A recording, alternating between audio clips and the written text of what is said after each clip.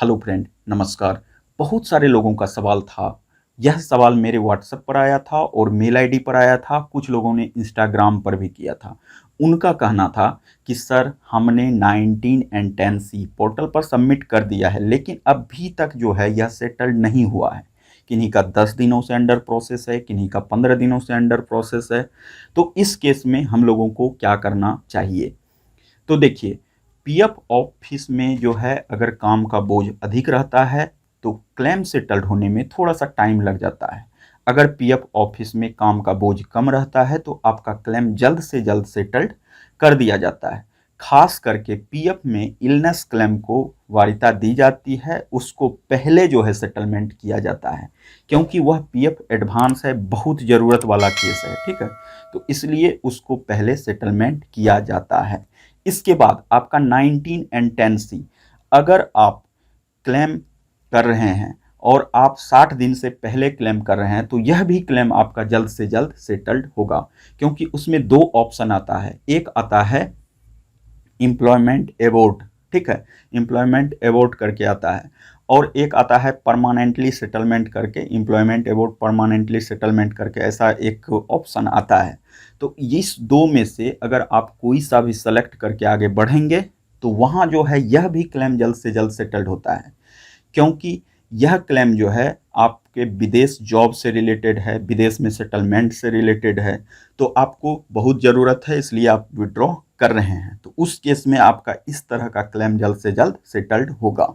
ठीक है, 31 क्लेम जो है जल्द से जल्द सेटल्ड होता है, जैसे इलनेस पारा के तहत। ठीक है, लेकिन इलनेस में भी जिस पीएफ ऑफिस में बोझ अधिक रहता है वहाँ जो है आपका क्लेम सेटल्ड होने में थोड़ा सा टाइम लग जाता है।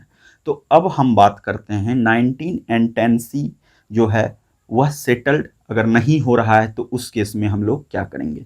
देखिए, सेटलमेंट होने में अगर टाइम लग रहा है तो थोड़ा सा वेट कर लीजिए, 15 से 20 दिन तक आप वेट कर लीजिए।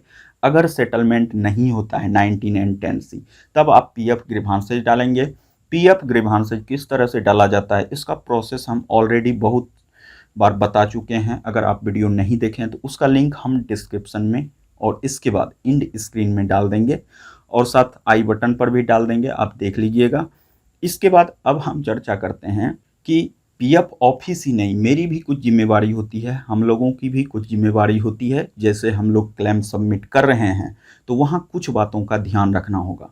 जैसे अगर पासबुक की कॉपी अटैच कर रहे हैं तो पासबुक पूर्णतया पूरी तरह से विजिबल रहना चाहिए, पूरा दिखाई देना चाहिए। अगर चेक की कॉपी आप सबमिट कर रहे हैं तो वहाँ चेक प्रिंटेड होना चाहिए। पासबुक में एक बात और ध्यान रखना है कि आपके पासबुक पर सील और साइन किया हुआ है या नहीं है।